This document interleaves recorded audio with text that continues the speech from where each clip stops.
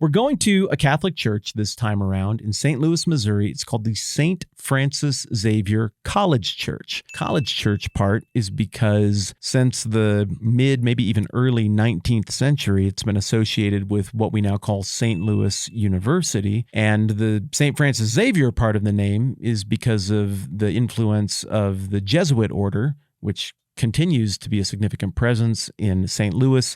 It's a subset within Catholicism for outsiders. I'll do an interview with a Jesuit a little bit later on. I already have that recorded, and he'll answer more questions about exactly what that means. But it's a group that started up and quickly came to prominence in the 16th century, somewhat in response to the pressures of the Protestant Reformation, somewhat of its own volition toward communicating in a very straightforward way the message of Jesus to the far reaches of the world. It's a very missional expression of Catholicism. So this church is right downtown. Of course, it's historical, monument, everything, all of that stuff, but it's built in the Gothic revival style. Not Gothic, not like Notre Dame. It's more recent than that. They started on this church in the 19th century. I think Ruth covers that in the video, but I don't mind doubling up on it. And it was a multi-generational project. It wasn't finished until World War I. I think it's one of the most beautiful churches you'll see anywhere in this country. Two, I think it will transport you a little bit to some of the great classics of what I guess here we would call the old world back in Europe. Three, I think you're going to see that the layers of meaning here are massive. Four, I think you're going to see that the thing was built with one set of pressures in mind, one set of goals and outcomes in mind, and that as time unfolds, the church is maybe hitting a different point of emphasis now. And whether you agree with all those points of emphasis or not, it's interesting to see how a building, if built timeless enough, can transcend a lot of ebbs and flows of societal pressures, societal trends, felt needs, and different things that people need to do. So I'm going to take you to St. Louis, Missouri, to one of the most beautiful churches I've ever seen. We're going to meet Ruth, and we're going to get a good look at St. Francis Xavier College Church. I'm pretty excited. Oh, that's You're wonderful. Ruth. I am. Welcome. Thank Nice to you meet for you. coming to see us. Yeah. We're honored to have you here today. Would you like to step inside? These are the biggest church These doors are I've the- ever walked through in my life, These- maybe except St. John's Lateran. These are serious doors. All right. Yes. Hold the thumb latch. There you go. Oh, it's so quiet. Yes. It's like having 8-inch thick wooden doors actually insulates. Very much like that. Yes. Yes. They were wise when they designed this. I don't think when they did, they anticipated as much traffic. So this was, yeah. It already feels like sanctuary, and we're nowhere near the sanctuary yet. Right. It's working. And one thing I want to call to your attention out here right Okay. now is the floor and the granite wainscoting that we have out here. We did a major renovation of this building in 1990. At that time, the entire church looked like this. So when you see inside, it's a much different feeling, a much lighter feeling. So let's step inside. I'm excited. Okay. So step in and see the renovation and the difference in the two areas. This is stunning. It's like I have walked into a different reality Yes. than the fountain and the intersection and the street out and the weather out Yes. there. Yes. This, more than maybe almost any other church I've been to, takes me to just a different place. And maybe it's because there's nobody else in here. Right. That adds to it too, that it's just you and I. I personally get a sense of holiness every time I walk in here. And we're so blessed that we're anchored here. These columns are actually anchored in bedrock. You notice there aren't any cross beams, there aren't any, as you would have load-bearing walls in other buildings. You see the curves coming down from the ceiling. That's dispersing the weight of the roof down through these columns. All right, so you're talking about these almost flower formations. Yes. That's yes. distributing The weight. vaulting That's is actually doing distributing something. The weight, yes. It's not just there for looks. The converse of that would be like the Cathedral of Notre Dame that has the external buttresses. that support the walls and the roof of that building. That's a Gothic cathedral. That's a when Gothic, you see those flying buttresses. Exactly. And this is actually was a design of an English Gothic revival that was going on in the United States, well, actually around the world, about the turn of the last century. Yes. So this is trying to draw on some of the visual features that you get with those external buttresses, Exactly. but without the external buttresses. True. What year was ground broken here? The ground here was broken in 1848.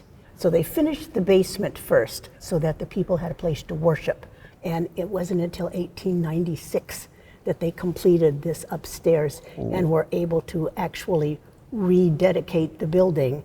So this is not just old world beauty in look. This is old world time frame, like a generational project to get this done. Exactly. And the another amazing thing about it is because the St. Louis was growing so rapidly at that time, with European immigrants coming in. So it was the stonemasons, it was the plasterers, it was the woodworkers, it was all of these people that could look at the design and say, we can do this. So if you look up at the capitals of the columns, okay? That's and you'll these see decorative fellows here. This little foo-foo French stuff up there. Okay.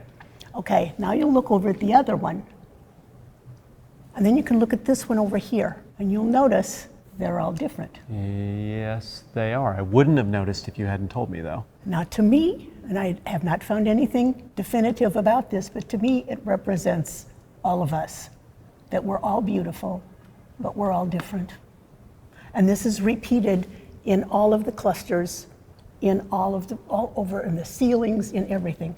That is so much extra work for something most people I wouldn't have noticed. Because you just know that there's fancy stuff up at the top of the column. So Do I call this a rose window? you do call that a rose window. Yes, you do. Well, that's neat. And that is, today it is extremely blue. It changes colors, as do all the stained glass windows, with the atmosphere. So today it's super blue. There are times where you see a lot of the red. I particularly like up here the way you've got those 4 skinny little, almost like fantasy weapon blade looking windows around the central flower. I don't think I've ever seen stained glass in that kind of shape. That's really neat. Yeah, and this pattern, this quadrifoil pattern, you'll see repeated throughout the church in all of the stained glass windows. And it's even in the pews. Oh yeah. And these pew ends were from the original pews in the church. The one dedicated in the 1890s, okay. But when this was built, people seem to have been smaller, because when we put in the new benches, they extend a little more than the original framework. You mean like did. the depth of the depth leg of the seating seat. when you're here? See, Yes. okay, I am like a person of the 1800s because on modern pews, I get the Muppet legs going. Oh, okay. Where I just can't quite touch, and they just sort of you flop would have around. fit nicely in the old pews. I'd be a very dignified 19th century and gentleman. they were very straight and upright. They were not designed for comfort. Yes. Yes. Well, so they I'm did pad comfortable. the kneelers, but they didn't right. pad the seats. So what does this quadriform thing mean? What is it symbolic nothing of? Nothing more than just, there's no real significance to it. If you want to call it the 4 gospel writers, which are mentioned up there in the reredos, we'll see them as we move up that direction. Let's go with that, Ruth. Okay, I like it. let's do that. I think that points to the 4 gospel writers. There we go. Okay. I like all 4 of those, so I'm going They're all to good. go with it. Yeah, I'm glad they kept them in the book. They're Before good. I ask you about these windows, I'm seeing like a fort kind of thing up here with windows that would have been something I would have obsessed over as a child. Like, how do I get up there? So they're like long hallways, and it's called a clear story. Clear story. Above that are windows all the way up against the ceiling. Then below that, the archways is called the triforium. Again, this is a feature, an architectural feature in Gothic churches. Prior to that time, churches didn't have windows. So the first of the windows were these clear story windows that are up there right now. And then later they got more advanced and more extravagant as they developed more engineering to hold the weight of the building and keep the walls up. They were able to figure out how to add more windows. Then they decided to use the windows as learning tools, because you're talking with a population who were not necessarily literate. So in many churches you find gospel stories and stories from the Old Testament. What story do these windows tell? These are about Jesuit saints. Each one is like a storyboard. So one whole grouping of windows is about one particular saint. So we'll move up here to this front one, which is the window for St. Francis Xavier, the patron saint of this parish. What this window is telling is the attributes and charisms of Francis Xavier as a man. Francis Xavier started out in India and ended up in Asia, as in China and Japan, trying to bring Christianity there. Again, not well received, but he did not necessarily die a martyr as such. He would get thrown out of China, and he worked out a deal with pirates in the area who would pick him up and take him out to a small island and leave him there for a little while. And the next pirate ship that would come by, he could get back on and they'd bring him back into the mainland until they'd catch him again. And said, so this was repeated. Well, at one point he did catch pneumonia and sadly died on one of those islands waiting for the pirate ship to come and get him. Speaking of the quadrifoils, the top right-hand one, it says his life. So 1506 to 1562. Then we have, I had mentioned, now we're in the area that had the communion rail been here, we would have had come through the communion rail to be up in here. All right. Okay. There were side altars all throughout here. So this one and its sister over on that side were the two that they maintained after the renovation. And that was just a function of being able to serve more people in a reasonable amount of time? Exactly. And it was said at one point for many years that you could walk into this church at any time and find a mass, because prior to Vatican II, every Catholic priest had to say mass every day. And there were a lot of statues involved in those. Some of them we still have in storage downstairs. All right. Just in case there's a Vatican III? Exactly, Okay. and they want to bring them back. Strategy. That's right, we're good. Yeah. All right. This one right here is called Mary, Comforter of the Afflicted. And this is the Virgin Mary holding little baby Jesus. And around her are people in various states of need. The gentleman to the right of the statue has chains on him. There's looks like a mother with probably a sick child. And they're coming and asking for her prayers to solve whatever they have, what condition they have, whatever they're trying to overcome. So while Catholics don't consider Mary like God or on that level, whatever, she is a highly favored woman. I mean, she was chosen by God personally to bear his son. And so if you go to your mother and ask, when Dad says, let's talk about it, you talk to Mother will say, could you please help out? Dad will say, okay. So that's kind of what goes on there. Yeah, and as an outsider, that's always been a tricky equation to me, because I really track with that analogy. I mean, I've lived that analogy. But at the same time in my family, like, Dad isn't the all-knowing maker of heaven and earth and immutable and unchanging in all his ways. So that's a dynamic that I am still working to wrap my brain around from the Catholic perspective, but I'm just going to keep working on it. Keep working on that. Yeah. Yes, Okay. yes. Okay. But he's got a special place for Mary. Yeah. So the gentleman on the right, like, clearly based on what this is, it's not Peter, but it's certainly evocative of St. Peter in chains. Kind of, yes. And so it would make you think of that. It would make you think of that. Yes. And the idea of Peter being especially beloved given his role in the exchange in Matthew 16 within Catholicism. Exactly. The idea of him seeking help from Mary would be consistent with Catholic theology and would send a message. Yes. Yeah. And Peter did have his foibles and his weaknesses, and he was like our everyman. Yes, he's the point of view character. Exactly. Yeah, exactly. Yes.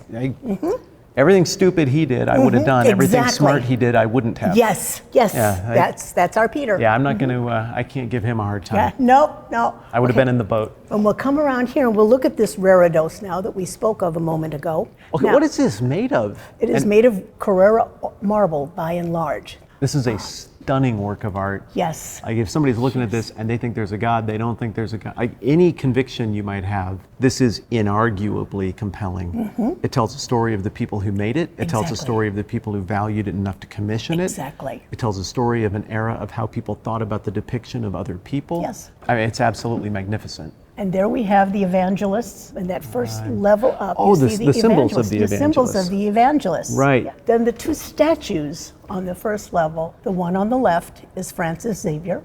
Nice beard.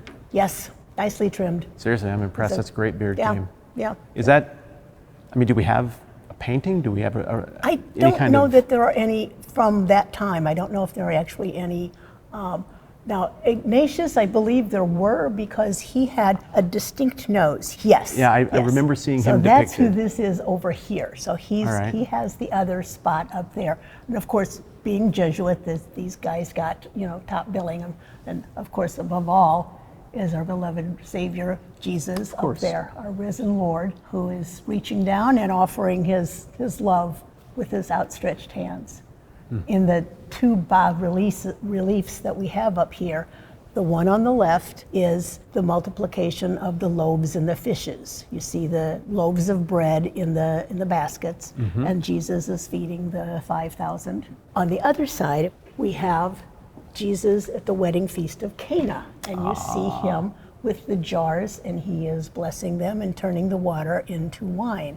We've got bread, and we have wine, which are the two elements in the Catholic Mass that make up the Eucharist or make up the communion. Sometimes I look at artwork in a church and I'm like, nah, I'm one step ahead of you. I think I'm tracking. Other times I look at it and I'm like, now why did they go with this one about bread and this one I hadn't connected the dots? And then you said it and I felt embarrassment in my heart that it wasn't immediately evident. But that just goes to show, okay, look, I went to school for this. I really care about this stuff. I'm super interested, not even just in my own version. I mean, we're here. Right. And I've been looking at it. I had little kids' animated books when I was a baby, and I'd flip through and see the depictions of these stories. And here I am with my brain on, because I don't want to look like an idiot on the internet, and I'm paying very close attention, and I'm listening very closely, and I didn't immediately make the obvious connection. I mean, this church just has a mountain of stuff to teach me. Exactly. Yeah. Just in the images. Yes. No matter how much I've been around it. You could sit in here forever. Or how much I might have gleaned and just, along the way. in any nook or cranny, and just be swept away. I think we could spend an hour looking at this. That said, I keep eyeballing this other piece over here. Can we walk over and take a look? Yes, we will. Okay. Yes, we will. You'll notice yet a different design. Yeah, I'm gonna touch on it this too. one. Yes. Oh, there are two pieces here. I didn't even see this fella tucked back in. This is another of the two that we salvaged, and salvaged from the old this building? is from the renovation. Okay, this is one of the side altars that we kept. This is salvage. Good job. It's nice. And this is called the death of Saint Joseph. Now, if you'll notice in Scripture, we don't hear anything about Joseph after he gets lost at the temple and they have to go back and find him. Obviously, the gospel writers didn't see that he was integral into the story of salvation, so he did his job. And he was probably much older than his bride. Right, that's what they're saying, yes. Supposedly he was older because Mary was just a teenager, a young Jesus teenager. was growing in wisdom and stature and favor with God and men. He but probably lost his earthly dad. He is thanking him by commending him to heaven. So I see it. Whether or not Jesus was an adult when Joseph died or not, that's what this is representing, is the honor that was due to Joseph for stepping into that role and believing what Mary and the angel told him, that this was a good thing. Ruth, this is one of my favorite things I've ever seen in a church. And the reason is, I just feel like Joseph does not get enough credit. Right. Even as a Protestant. Though obviously I don't have the theological mechanisms or convictions to go to the same places that an Anglican or an Orthodox or a Catholic Christian would go with Mary. Still, highest esteem. I mean, the scripture says what it does. She said yes to a thing that would be catastrophic socially. Right. Maximum respect. Right. But you go and you look at Joseph and Matthew, and this last time that I went through Matthew, I actually took some time and thought about this. How about that guy? Keeping this family safe, doing something that most guys would not do in that position in Right. terms of dignity, Right. like what the implications for taking on a That- pregnant fiance for his family lineage, for his Exactly. fortune. Exactly. Is his kid even going to Yes, receive and his Nazareth inheritance? was not a very big town, so No. the rumors were out there well before, which is probably why he considered divorcing her quietly. Yeah. And when the angel came and said, "You don't want to do that. Yeah. No, you can do this." Yeah, so he believed God too. And also, I'm a dad, and my kids are little, and my heart is very soft for them. And just this depiction of the relationship between my God and his adoptive earthly dad it's very powerful for me. Yeah, I appreciate this. So we'll move over here one more step. All right. I'm taking you now to the tabernacle. Oh, it's not up here in the middle. No, good eye. It used to be before Okay. the renovation. Again, with the Second Vatican Council, one of the goals was to have a separate area for the tabernacle, which contains the body and blood of Jesus Christ in the Eucharist, which is inside. That's why there's a candle up above, because that means that there is Eucharist inside of that cabinet were we to open it. Is there ever not?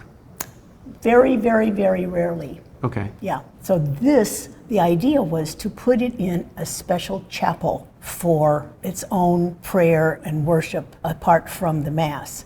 So removed it from the reredos, which was marbled over where this All right. had been. And these angels that are here on these statues at one time flanked that altar as well. It's Now pretty they're cool just- because this is the part you took off of the reredos, which is not inaccessible, but that's back there quite a ways. You got to go into the fancy area. Right. This you can touch. you can touch. And so now this is down in the midst of people. Where that has yeah, meaning. He's here among us. Yeah. Yes, he's approachable and he's right here. You know what else jumps out to me about this? What's that?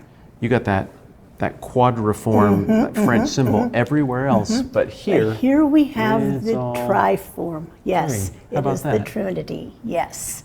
So good eye, good catch. Okay, thanks. Yes. Since Vatican II, though, have all Catholic churches moved the tabernacle down from the sanctuary? To the best of their ability. Now Okay. there are some who are choosing on their own to put them back. They get in trouble? They get like a little letter or something about that? No, Okay. they don't get it. You don't get written up? Nope, the Okay. Pope does not send them an email and say, "We caught you." No, but because it was something that had always been traditional, that some pastors are going back to putting it back into the center. So far as I know, nobody has really come down on them. By and large, it's for the good of the people. Okay, every parish is unique and has its own dynamic, and I think in the large picture, it's better to honor the people where they are and what they need rather than rubber stamp it and say, "I said it has to go over there." John the 23rd had this tender heart when he did the Second Vatican Council. He wanted, much like Francis today, to include people and make everything more accessible. Yeah, and those papal impulses that you were just describing, like, you know enough about all of this. That resonates with my Protestant brain and Protestant heart, that accessibility aspect. Yes, yes. Can we make our way back over here? Certainly, please. I have another question I'd like to Okay. ask you. When I travel around and I look at churches, if I look long enough, I end up coming away feeling like, all right, here's why that church is there. That Protestant, Catholic, Orthodox, Anglican, whatever. Like, I get it. I see what you're doing.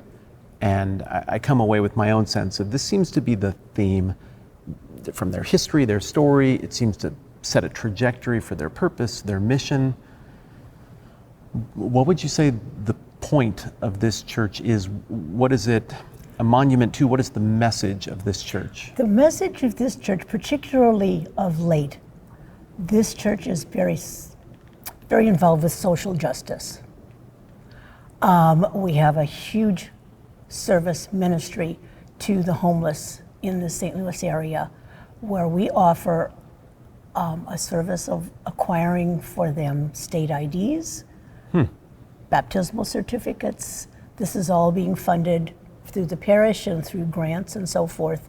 And we have the people come and line up here on Tuesday mornings waiting to come in and get this. And they get sent from agencies throughout the metro area that they will send them here because we will do that for them to help them get started on a better life. That they can't get into a shelter, they can't get a job without these documents. Children can't get into schools without copies of their birth certificates. Yeah, so we're able to get that. So that's one of the things. And then another area that we're working with right now is a racial partnership. So we work with St. Alphonsus Rock, which is just down the street a few blocks. I thought I saw it. Yeah, yes. The next big spire down. Exactly. Okay. Designed, by the way, by the same architect. So Thomas Walsh did that one as well. But so we're partnering with them. And another area that we're working with is shamefully, sadly, but truthfully, the abuse of slavery. When St. Louis Catholics moved here, be them archbishops, priests, whatever, back in the 1700s and 1800s, in most cases they brought slaves with them. And this was never really talked about, that they had slaves, and it's now come to the surface. So this is getting to the bottom of this and acknowledging, just as the Pope went to Canada and dealt with the indigenous people there for the atrocities there, St. Francis Xavier is working very hard to work with this, with the slavery issue in the Catholic Church. And in our case, many of the slaves that came here came with the first Jesuits that came here, who came from Maryland, where they had slaves. So they brought them with them. That's who built their buildings, that's who farmed their land, that's who fed them, and they didn't think that much of it. I mean, that's just the way things were in those days. But now in today's eyes, looking out, realizing it was atrocious. This dehumanized our fellow man. And yet many of them, God loved them, became Catholic. I mean, these were, slaves who were Catholics. So this is what this church does and what it stands for, and very much speaks to my spirit. So that's why I love it here. Ruth, this was fantastic. No matter how pretty you thought that was, you didn't get the full experience. It's just impossible to capture, because these are spaces that are designed by the greatest minds in design, who are standing on the shoulders of the greatest minds in the history of design. And when projects of this scale are carried out, you've got 40, 50, 60, 70 years of care and double and triple checking put into everything, that even further accentuates the beauties, that every detail is just so on purpose. It's this beautiful fusion of things that are often held out as being at odds today, reason and faith. On the raw reason and science, natural science side, you've got precision engineering to make something like that work.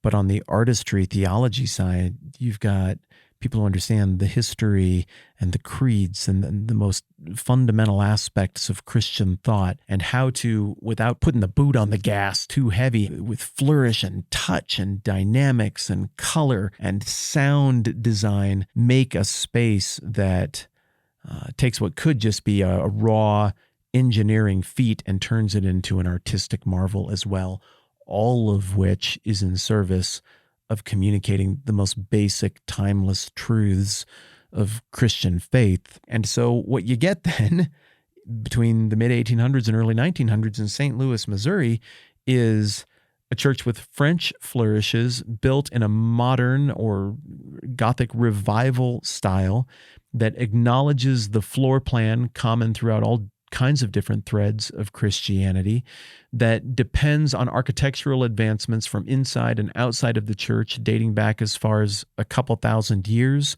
or even more, with art throughout that communicates the timeless truths of Scripture and the timeless agreed upon theology among creedal Christians. And it also communicates an impulse to get back out there and engage the life of the mind, which is half of what Jesuits are known for, and engage that life of the mind in the service of articulating Christ and his kingdom to people who don't know about it yet. And that comes through in the stained glass and in the art. So you're not just getting one thing here with one simple theme, but at the same time, it's not a brand catastrophe where you're trying to cram together a bunch of incongruent pieces and what you get is an architectural disaster. Further, what they set out to do and the reason they made the church and what the original mission of the church is, it sounds like it's a little bit different than what it is now. I mean, I asked, why is it here and what does it do? And Ruth gave me very contemporary answers in terms of what they're trying to accomplish. Maybe that resonated with you. Maybe it did not.